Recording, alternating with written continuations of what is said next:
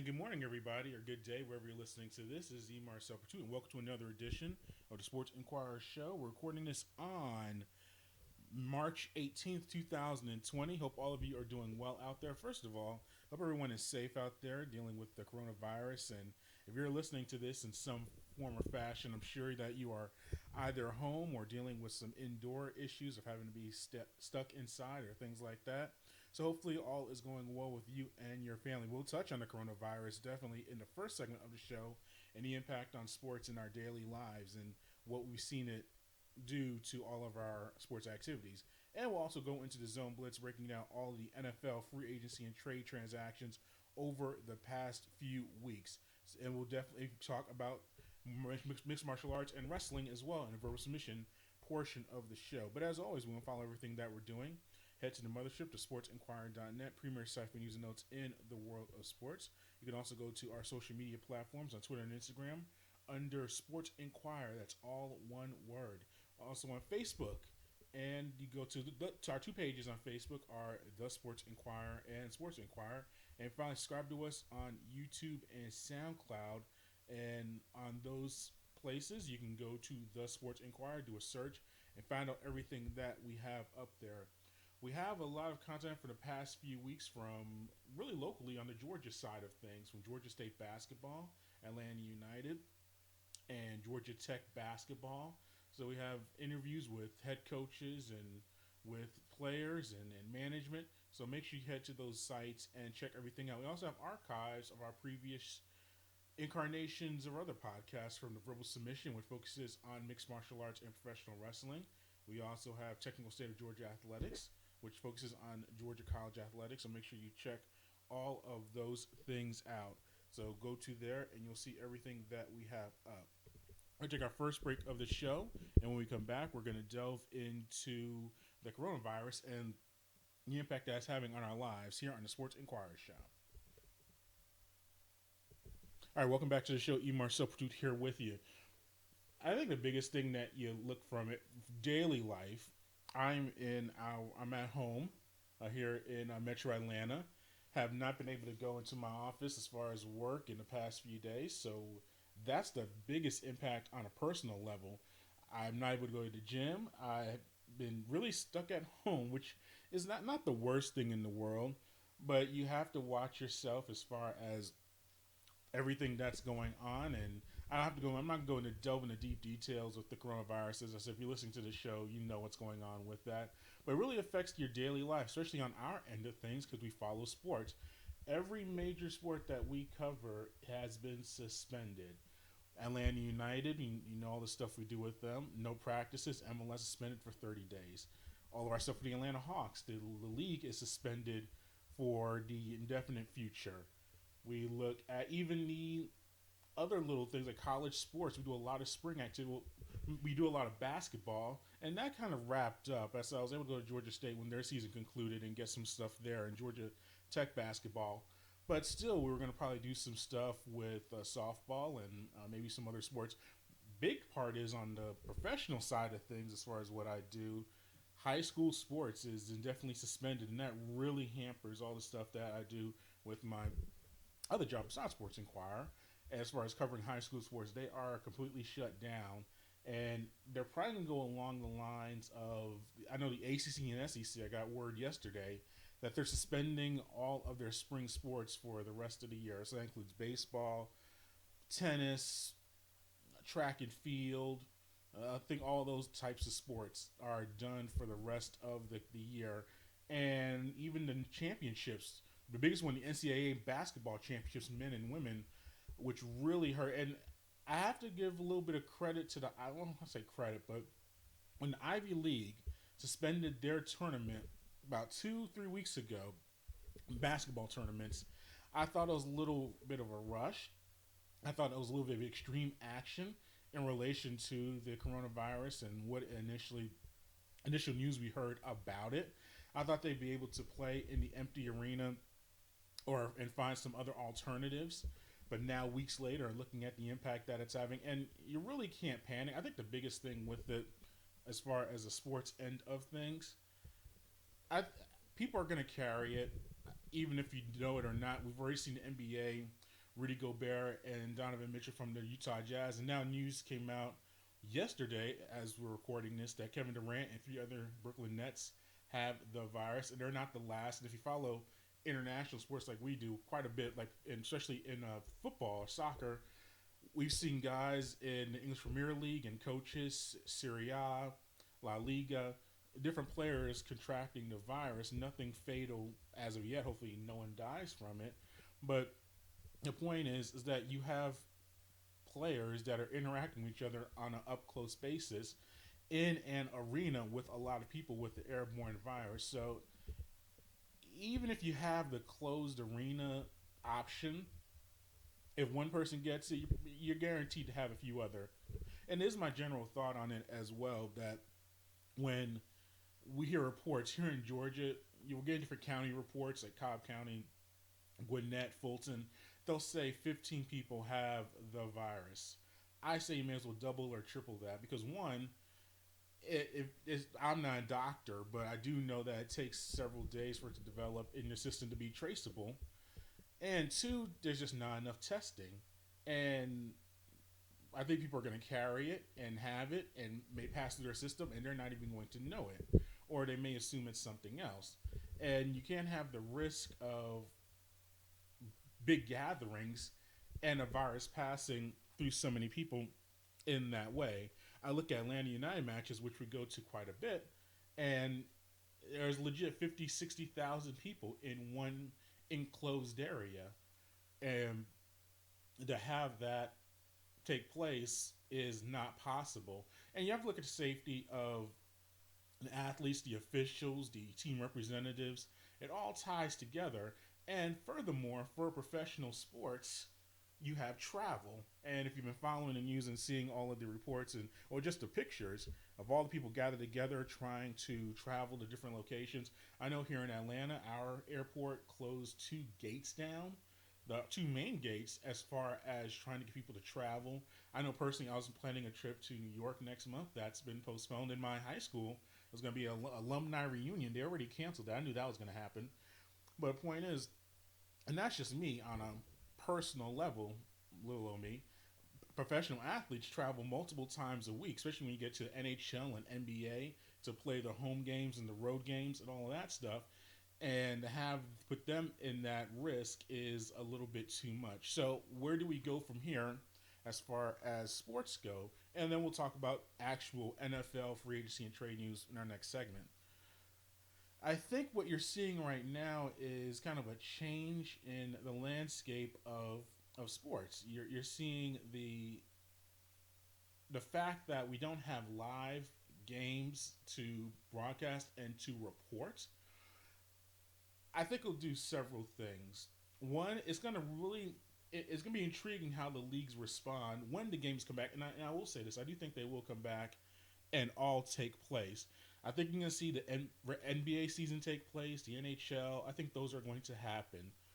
They're going to have truncated schedules and have to figure some things out. Probably limited playoffs if it's a series, best of 7. They may have to move it down to a best of 3 or best of 5. Because I think that you don't want to have NBA basketball going all the way into July and August and cut down the off season for the next upcoming year. So at baseball, I think you'll see them. Their season hasn't started yet, so they have a little bit of an advantage. They don't have to finish out a year. So you may see a 120 game, 130 game season. So I think that it's going to affect schedules, along those lines.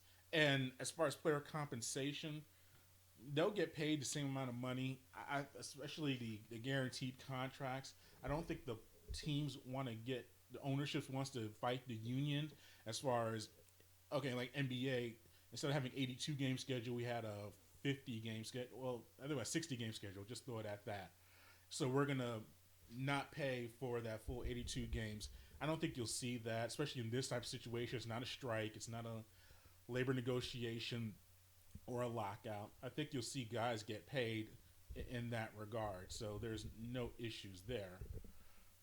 But so I think that's not a problem. What you'll see, though, is that we're going to see, as a truncated playoff. Do we see this in the future? will fans enjoy, instead of best of sevens, seeing best of threes or best of fives? I think in Major League Baseball, 162 game season, a lot of people say that's too long. I agree. Will fans enjoy 120 game season, or ownership enjoy 120 game season? Because it really comes down to players and owners. I mean, fans, we can have as many opinions as we want. What do the players feel? Do they like having a truncated schedule as far as playing lesser games and having more days off along those lines? And then when we get to the playoffs, what we'll see there. So I think you'll see a change, maybe some potential changes in some. And I've seen the reports as well. Not reports, people speculating there's a good chance for the NBA to start their season in January now, or for baseball, maybe they can reset their schedules. I don't think you're immediately going to see that because those leagues are in the middle of their TV deals. So you can't see that happen right now. But maybe in 3 or 4 years, with these type of schedules, we may see adjustments in that regard. So you do have to look out for that. But the people I feel most bad on the sports side of things are the spring college athletes in high school and in college. The biggest thing is, and so we do a lot of work at Kennesaw State. We literally just started the lacrosse season and baseball season, and they're at the quarter point or halfway point of the year. Now those seasons are completely done. They're finished. So for those seniors, or for all the players, their years are completely done. Even with the high schools, it's even worse because we just had in Georgia. I don't know where you're listening to this to in your respective state, but in Georgia, we just had the basketball state championships 2 weeks ago wrap up. So now we are starting to see the beginning of baseball, lacrosse, tennis, soccer. We have soccer in the spring here in Georgia. Are you going down golf? You just go down the list of all these different sports. Some of them have barely started. I think golf may have had one or two meets so far, one or two events. Track is not even at the region portion of their schedule yet, and those seasons are completely done. And when they talk about the colleges and the seniors getting another year of eligibility, or I guess any of the players maybe getting some redshirt opportunities, in high school, that's not an option. If you're a senior in high school, you're not going to stick around for a fifth year to play athletics. You're going to move on to your respective university or college if you're playing. And for a lot of players, this might be their last time playing organized sports at that level in their respective sports. So those players you feel really, really bad for, as far as if you're a baseball player and you're not going to play at the collegiate level and you're a senior, this is it. You're done. You know, your career, your high school career is over. So you have situations like that. It's very tough to see. But it's just been a big change in everything that we do. And as far as sports viewing, you're seeing them trying to do highlight packages, and you're seeing best ofs. And we're recording this essay on a Wednesday on March 18th. If the schedule was normal, we would have been in the middle of the NCAA tournament. We would have had our playing games, or the first four games take place last night in Dayton. Actually, tonight, yesterday, and today, which took place in Dayton. So we had a lot to talk about there. This would have been the first weekend of the NCAA men's tournament, and that takes up a lot of attention. We've been preparing for the Masters in golf, which is a few weeks away. I follow Formula One racing. We've been coming off the Australian Grand Prix, the first race of the F1 season. So there's been just a lot going on. And I'll end on this. Atlanta has just gotten hit big time by this on a personal level. The city lost the Final Four for men's basketball, which is a big revenue generator, but also a very exciting time for the city. I already know people that were not only covering the event, like myself. I was going to go to their cover for my local newspaper, but she's people coming in from out of town, from all around the country, and even locally, just going down to the events. They lost the NASCAR race, which is a big deal around here. Racing is very popular here in Atlanta, so they lost that race, which took place. They had Daytona, and they had some races, I think, in Las Vegas and Arizona. And the next week would have been Atlanta. It got canceled due to coronavirus, so it lost that. Atlanta lost the Masters. I know it's in Augusta, but it's really as far as golf goes, it's adjacent Atlanta, and I know a lot of people that go to that as well. And that was when the Masters got canceled. The NCAA tournament was a big one. When that got canceled, and they didn't find a way to reschedule it.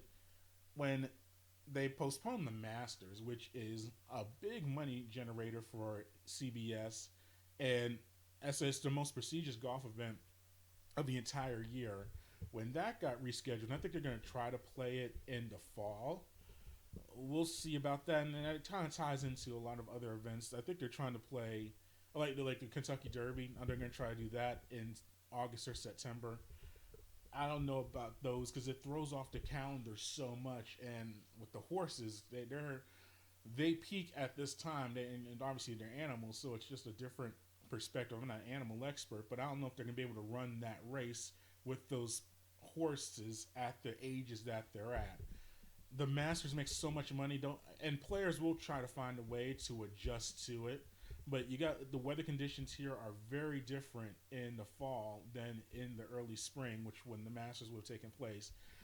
It's just a lot going on with that. But as far as going back to Atlanta, so you lost the Final Four, you lost the Masters, you lost the golf, and you lost the auto race, and just in general, losing Atlanta United, the team that draws the most fans in Major League Soccer, those revenues are gone for the foreseeable future.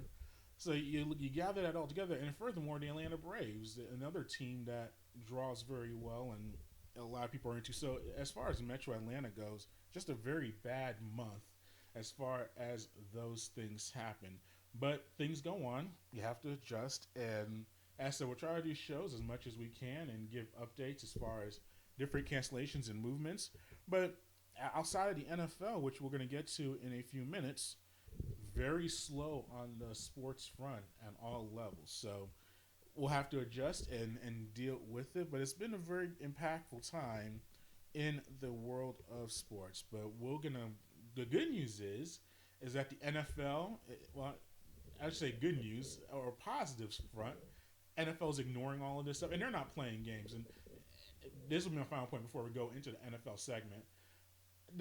I saw people or read people talking about how the NFL should have postponed the free agency and trades and things along those lines. I disagree with that. All the other sports that I mentioned were actively in their playing seasons. That's a different entity. NFL is in the off season. The way things are in 2020, if you can't make a call or a Skype or email or even a fax if you go really old school or even text messaging, you can operate your business. And they talk about free agents need to come into facilities and see what we're doing and do interviews and all. And medicals is a legitimate thing. I will say that you do want, if you sign somebody, you may want your doctors to look at them physically. But we have so much technology as far as communication goes. You can FaceTime somebody or Skype them, and a lot of times the agents are doing the work anyway with the general managers. The players don't have too much interaction with the front offices. So all of these signings and trades and things that take place, business can go on in that regard. So I'm glad that they did it because we have a lot of football news to report. But I don't think it was an issue of them having free agency and seeing all the. So I was a respected person I listened to talk about maybe they were postponing it because of all the salaries and numbers. I disagree with that. I think people look at professional sports, especially on the football side, as monopoly money. So seeing someone sign a $20 million deal or $30 million deal, while a lot of us are literally figuring out where the next paycheck is coming from with the change in our lifestyle, I don't think it's an issue in that way. I think we just look at those guys, men and women in professional sports, as they're making money that we cannot comprehend on a paycheck to paycheck basis. So seeing someone make that money is not going to really make you feel better or worse about your situation. But overall, I'm glad the NFL started doing their activities, and we'll delve into that in the Zone Blitz in our next portion of the show here on the Sports Inquirer podcast. All right, welcome back to the Sports Inquirer Show. Emar Soputu here with you.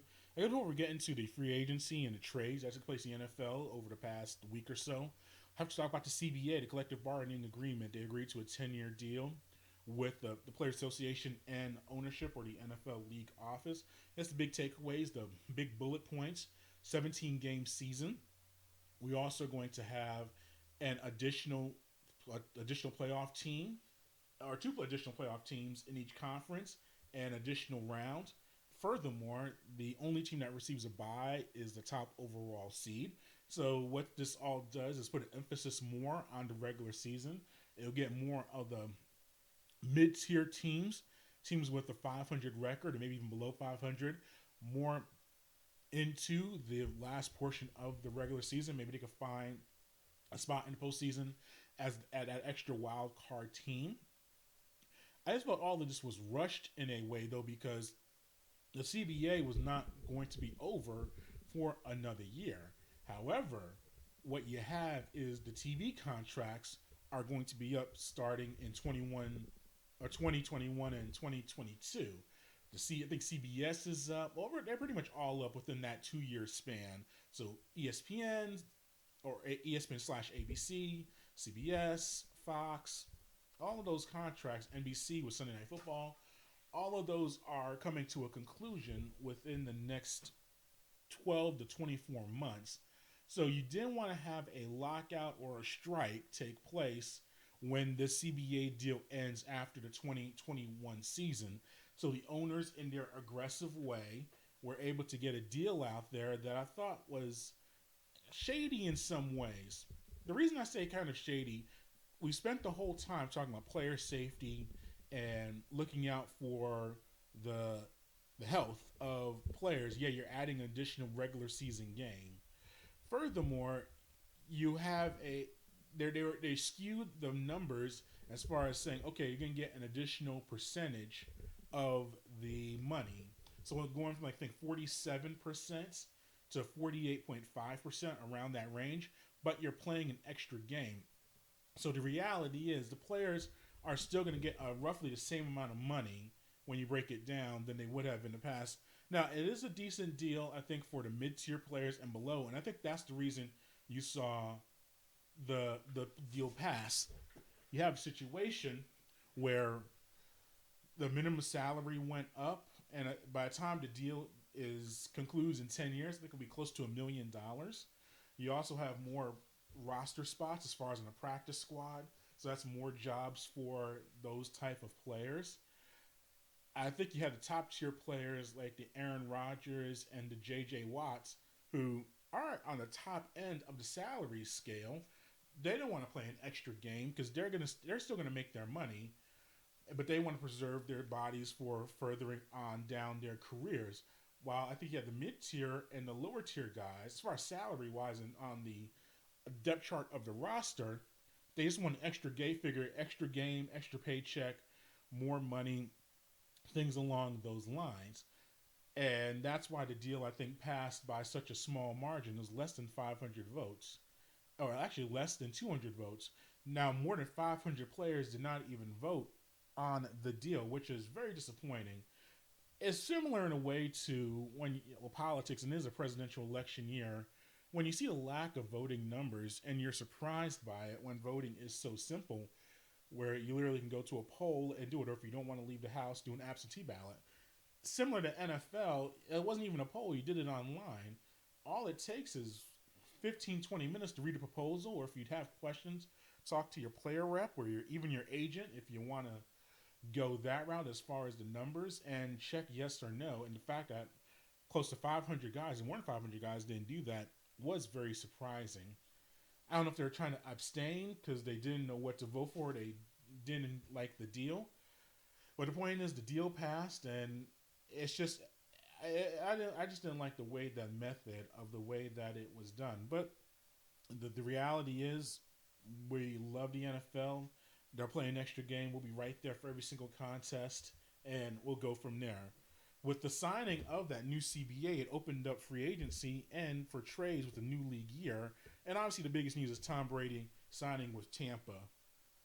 The principle of the deal is that he's going to sign for roughly $30 million per year. Now, we don't know how long the deal is. I'm assuming it'll be similar to Drew Brees, where it's 2 year deal. Yeah, it'll be guaranteed. They're not going to cheat him on that money, and Brady's too smart for that. As far as some deals where to have is the first to be 2 years, say 2 years, 60 million. First year is 20 million. The second year is 40. You backload the deal. He's not gonna do that. He's too smart for that. But I think in essence, what you saw is just the professional breakup of a successful sports relationship. Like Tom Brady said, and he mentioned it that in one of his pressers at the end of last season, has had the best professional career in history of the NFL. 6 Super Bowl championships, passing records, considered by many the greatest of all time, including myself. He did so much in New England. 20 years tenure, which I think is the longest tenure ever for a quarterback with one team. He's done all he could possibly do in New England, and he was compensated well. Kind of similar to what I was mentioning earlier with the coronavirus, looking at salaries. You'll look at it and say, hey, only made $20 million, only made 24, $25 million per year, and he got lowballed. In real life, he didn't get lowballed, but in professional football, when you look at the salaries and looking at what guys earn, he was lowballed for many, many years. Now, part of that is himself. He's the one who signed the contract. He's a grown man. He has legal representation. So he did it on his own will. But when you get lowballed for many years, and I think we'll see the reports come out more, that he probably got a lowball offer by the Patriots. It comes to a point where you want to feel compensated and feel appreciated money wise. And furthermore, when you want to feel appreciated by he said the same head coach, Bill Belichick, through his entire tenure with the New England Patriots. I think Belichick wanted to move on. He saw or perceived that Brady has had better days, that he's going to regress as a player, and did not want to offer him a major deal. Bob Kraft, the owner, has given the full reins of football operations to Bill Belichick. And I know he regards Brady as a son. He literally said that in his press release yesterday, talking about Brady deciding to move on from the Patriots. But it's just business. And that's the way they've operated for 20 years. And they've been the most successful franchise and had the best run history of the league. You can give me the Packers of the 50s and 60s, Steelers of the 70s, Niners of the 80s. You go down the line, they have had the best run in the history of professional football. It has worked for them. Now, I think it works when you have the top quarterback history of the league and that continuity, but you have to give credit to Belichick as well. He's won those championships as well, and that's where they're going. They didn't want to sign a 43-year-old player to a multi-year contract for $30+ million.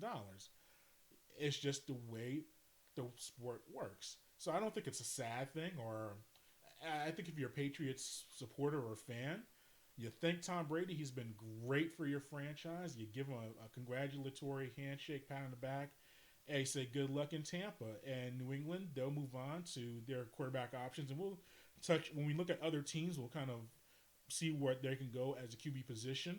But that's just the way professional sports work. Now, Brady going to Tampa, I always thought the Los Angeles Chargers would be intriguing.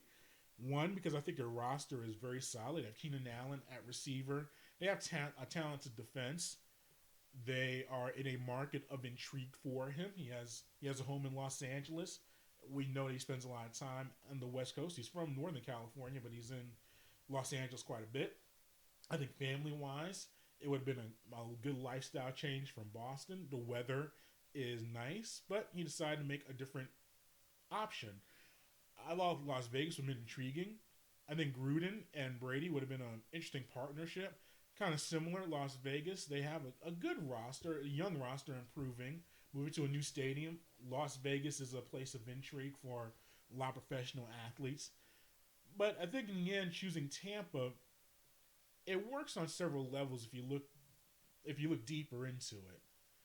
I think the head coach is a factor, Bruce Arians, who has worked with a lot of quarterbacks from Ben Roethlisberger, Andrew Luck, Carson Palmer.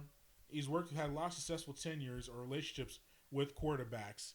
I think he sees what he can do with Arians and in that offense. which looks very exciting. They throw the ball down the field quite a bit. They have two excellent receivers in Mike Evans and Goodwin. OJ Howard, solid tight end. Offensive line is one of the worst in the league, but you figure with Brady and his ability to get rid of the ball quickly, that can change things quite a bit. And they'll make some other moves to improve the offensive line. It's warm weather, very important, I think, at a quarterback of his age. Not only do you have 8 home games in Tampa in that warm weather, you also get 2 dome games because you're going to go to Atlanta and to New Orleans. So that helps out if you have a weaker arm, which Brady probably has at this age. And Carolina, Carolina's up and down weather-wise, outdoor stadium. But for the most part, you're going to be pretty decent as far as that goes. So I think that's a factor. The NFC South, hey, we're based in Atlanta. We see the Falcons every day. And the Falcons are a Jekyll and Hyde team. They could beat you by 20 or lose by 30. So, and they have a head coach. There's a lot of, we're not doing an NFL preview yet because we still have the draft and more free agency, but it's a team that is up and down and its future is uncertain with this coaching staff and with Matt Ryan, the aging quarterback. You don't know where the Falcons are going. New Orleans, I mean, obviously Drew Brees, and he re-signed with the team, but still, they might regress. Carolina is going through a major rebuild right now. New head coach just said goodbye to Cam Newton, even though Cam may have wanted to stay. We'll get to that in a moment. But it's a division that I think is winnable. Well, New Orleans is obviously the team to beat, and they're a better team right now as we speak. But it's not like they're not unbeatable. I think if Brady went to the Chargers, you would look at Kansas City as the dominant team in that division without question. If you looked at Tennessee, now Tennessee would have been intriguing, but I think Tennessee went with Tannehill and made a wise move, and we'll get to the Titans as a moment as well. And we'll have more to talk about as the days go by with Brady when we hear from him, because these are all deals agreed in principle. These trades can become official today on Wednesday, March 18th. But as of right now, I think it's an okay move. Is he going to win the Super Bowl with the Bucs? Probably not. But I think he can play another year or two if his body holds up. And that's the biggest thing. And I think Tampa was willing to reach that $30 million per year, which puts him in the top 6 or 7 as far as, and we'll see what some of these deals, because Mahomes still has to sign. Prescott got franchise tag. He might sign but the point is he'll be in the top 10 if things all shake out this offseason as far as quarterbacks pay per year. Where if he stayed with New England, they probably offered him maybe top 15 or 20. And look, I'm sure he loves New England. He has set up his businesses there. His family's up there as far as his wife and kids and everything like that. But he's still a professional, and compensation is a way to show that appreciation. And the team, I don't think the Patriots wanted to do that. And Bob Kraft coming out and saying that if Tom wanted to stay, he could have. I think he was talking to Stephen A. Smith of ESPN about that. I think that's just some spin control in that regard. He's trying to, and we'll move on from Tom Brady with this last statement. The Patriots, in a way, they can say, hey, we made an offer, we tried to re-sign him. Tom decided to move on to another team. But if you're offering him half of what he got from the other team or a low ball offer, it's like you're making the offer for him to reject so that he can say he signed, well, we tried to sign him. And I think that's what's going to start coming out more and more as we look at the NFL free agency and kind of seeing what the numbers shake out to be with other franchises. Dallas has been very active with their team. Dak Prescott got franchise tag, and what that means is that he's going to, if he signs it, he still may not sign that franchise tag. I think he still has until June to sign it. But in essence, what you would have is a 1-year deal. I think with the top in that deal would be within the top 5 average of highest paid quarterbacks. So you look at the top 5 guys, it's going to be in around the $30 million range, 30 to 35. So he'll make around 32, 33 million. Now for a guy who's only made $4 or $5 million in his 4-year career so far, that's a tremendous boost. But you got to figure he's disappointed in a way. Confusing move though, because the Cowboys have re-signed DeMarcus Lawrence, Ezekiel Elliott, Jalen Smith, and now Amari Cooper, 2 very friendly deals market-wise for each of those guys long-term. yet you don't take care of the quarterback, who has become the most important player on your team.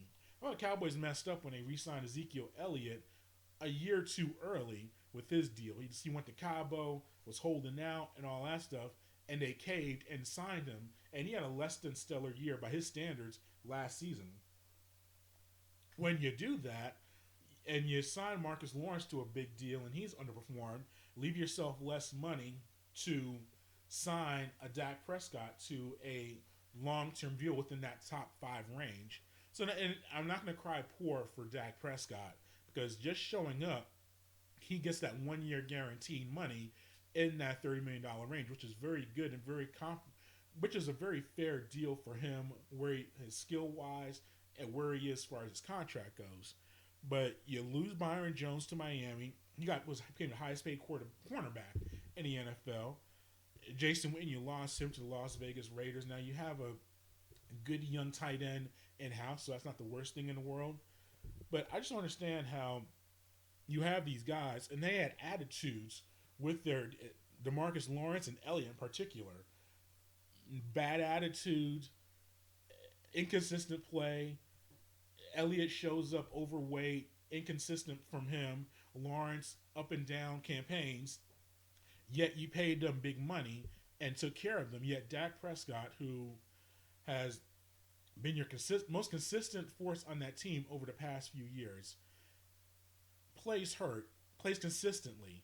I don't think he's an elite quarterback. I don't think he's a top 5 guy, or maybe not even a top 10 quarterback, but has been very consistent for your franchise, and you don't compensate him. And you take advantage of him being nice and being a professional.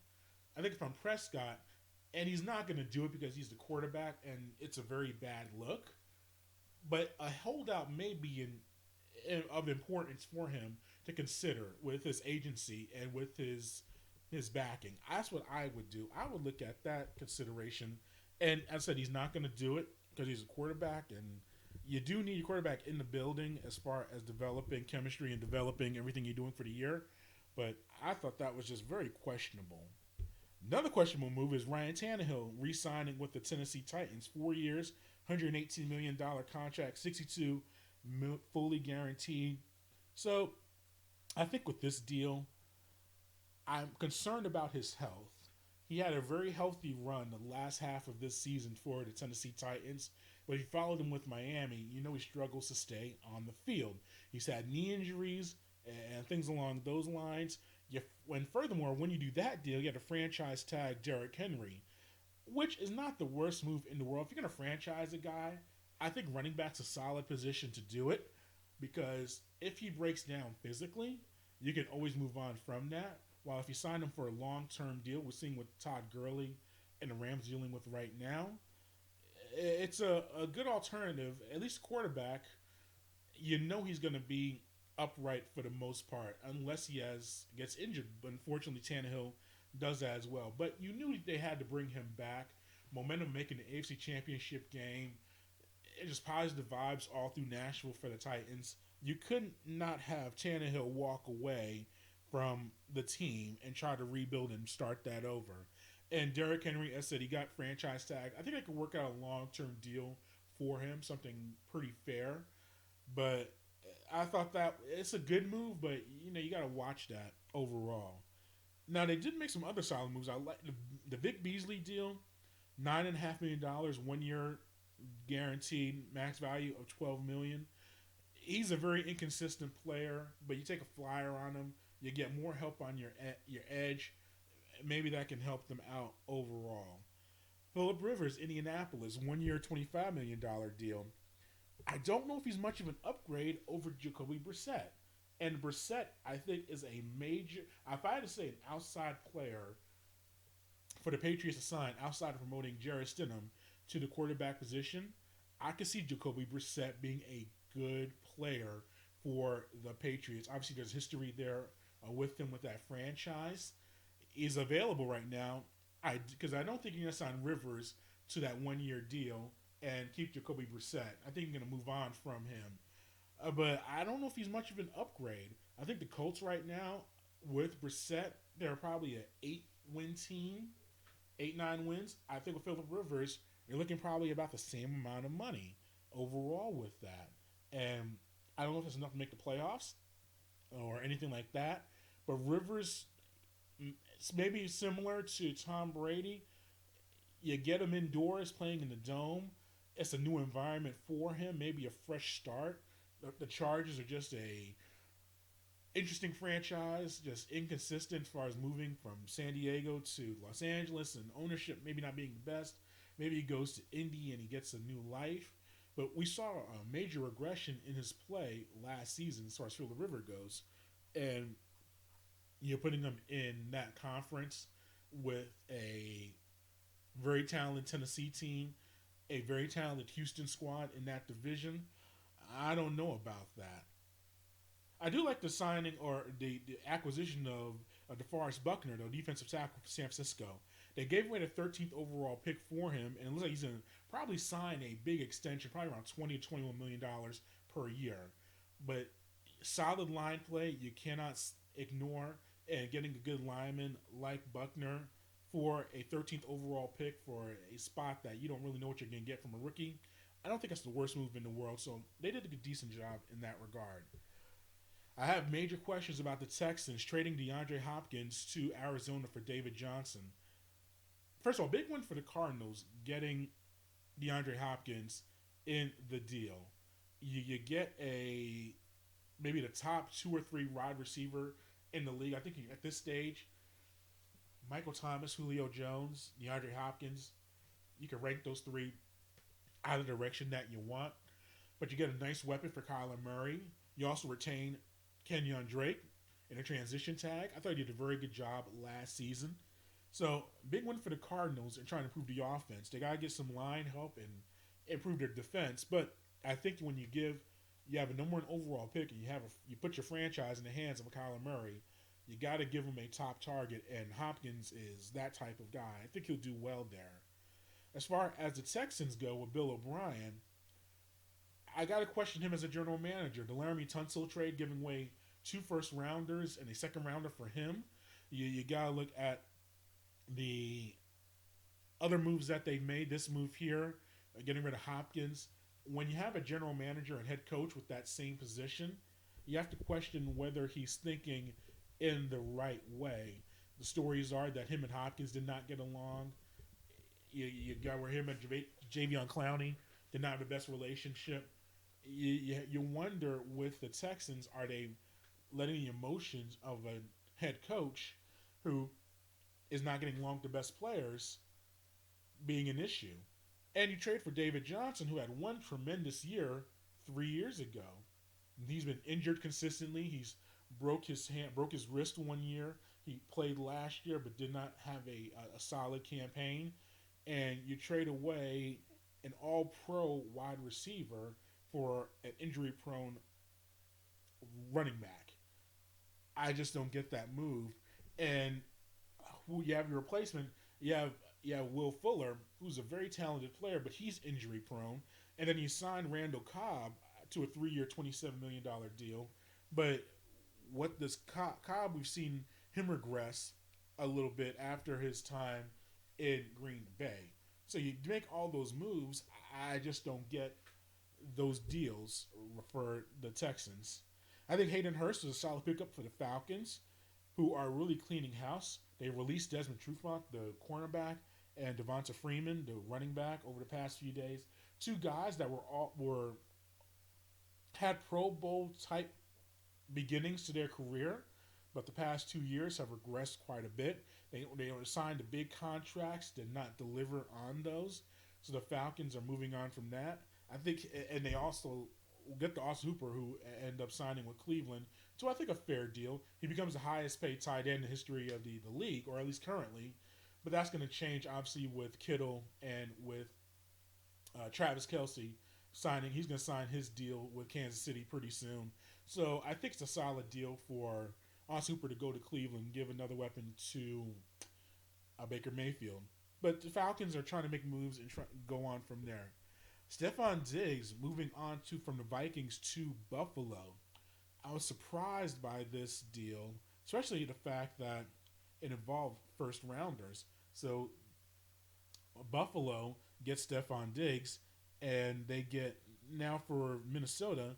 Let's see. Let me get this correct. Okay, so they get a first rounder, a fifth rounder, and sixth rounder this upcoming draft, and a fourth round pick in 2021. So pretty solid haul if you want to improve the depth of the Vikings. But man, Diggs is a major player. Now I understand Buffalo doing that because you got to give Josh Allen a target, a major player to throw to. Constantly Murray said with Kyler Murray and DeAndre Hopkins. So I get it from that end. Minnesota, I guess they're going to figure with Thielen and some solid tight ends and hopefully get a full year from Dalvin Cook at running back. Kirk Cousins, he re-up for the next few years. That's how the offense is going to run. So that's a lot to give up, though, for a wide receiver. So we'll see how that deal works out. I will do some quick hits here. Teddy Bridgewater, 3 years, $63 million for Carolina. Not surprised by that. Cam Newton, I think they figured. Now, he had 1 year left on his deal for about $20 million, which isn't much by starting quarterback standards. But with Newton, I think his attitude, just the not being able to be on the field, I say less the attitude, but more shoulder injuries, back injuries. He hasn't been able to complete a season in a few years now.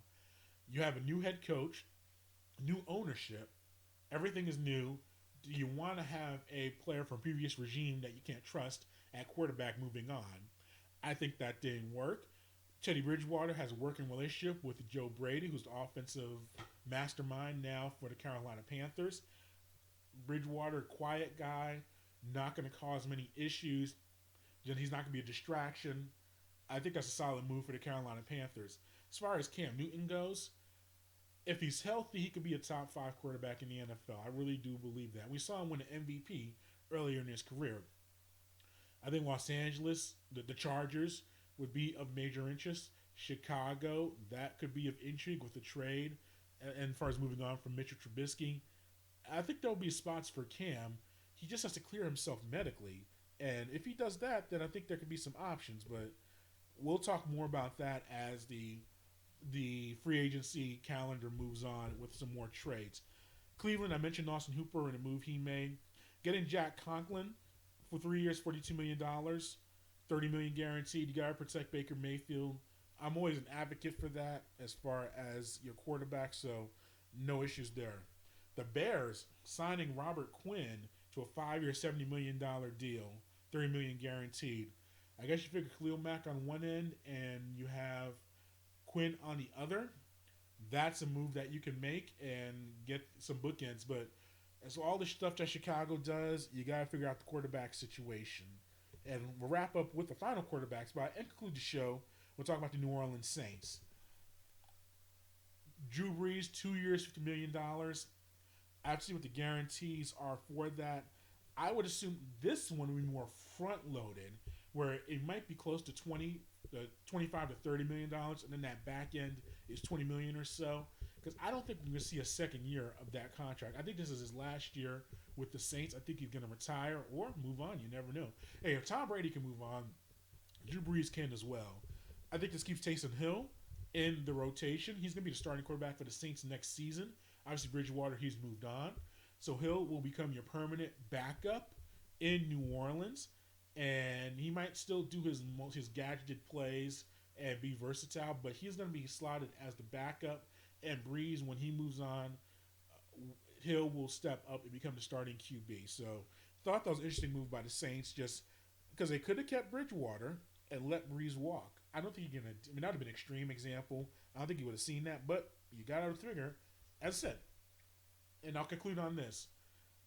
Tom Brady moving up, it's going to be surreal. I mean, I know we're used to sports as being professional.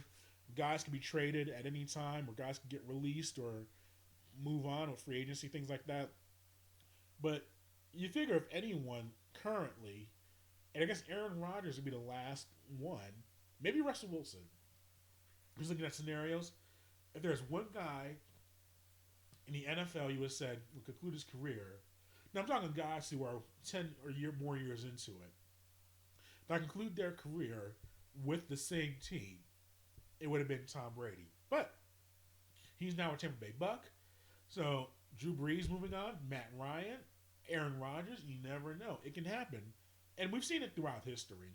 Outside of maybe John Elway and Dan Marino, we've seen quarterbacks move on. We've seen Joe Namath play for the Rams. We've seen Johnny Unitas play for the Chargers. Joe Montana, he was with the Chiefs his final 2 years of his career.